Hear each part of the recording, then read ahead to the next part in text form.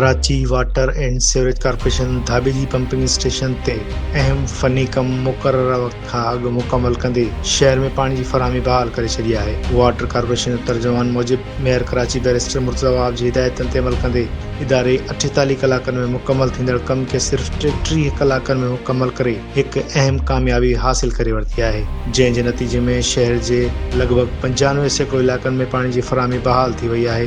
तर्जुमान ॿुधायो त धाबे जी जे K2 पंप्स हाउस मां पानी जी फराहमी कामयाबी सां ॿीहर शुरू कई वई आहे, जिते 3 पंप फ़ाल कया विया आहिनि। इन्हनि पंपनि जे फ़ाल थियण सां 100 मिलियन गैलन इज़ाफ़ी पानी जी फराहमी मुमकिन थी आहे, जंहिं बैदि मजमूई फराहमी 600 मिलियन गैलन रोज़ानो ताईं पहुची वई आहे। शहर खे रोज़ानो कुल 650 मिलियन गैलन पानी फराहम कयो वेंदो आहे, जंहिं मां हिन वक़्तु 50 मिलियन गैलन जी खोट बरक़रार आहे। हिन वधीक ॿुधायो त मुख़्तलिफ़ इलाइक़नि में पानी जी फराहमी जी बहाली जो अमल मरहलेवार जारी आहे। गुलशन इक़बाल स्कीम टेटरी ऐं गुलिस्तान जौहर में फराहमी मुकमल तौर बहाल कई वई आहे, जॾहिं त नीपा, सफूरा ऐं सखी हसन हाइड्रेंट्स तां बि पानी जी तरसील ॿीहर शुरू थी वई आहे। तंहिं हूंदे बि सदर, चनेसर, लांडी ऐं कोरंगी जे आख़िरी टेल एंड इलाइक़नि में पानी जी फराहमी में जुज़वी खोट बरक़रार रही सघी आहे, जॾहिं त शहर जे ॿियनि इलाइक़नि में पानी जी फराहमी मामूल मुताबिक़ जारी आहे। इन मौक़े ते mayor Karachi barrister Murtaza Wahab, CEO water corporation Ahmed Ali Siddiqui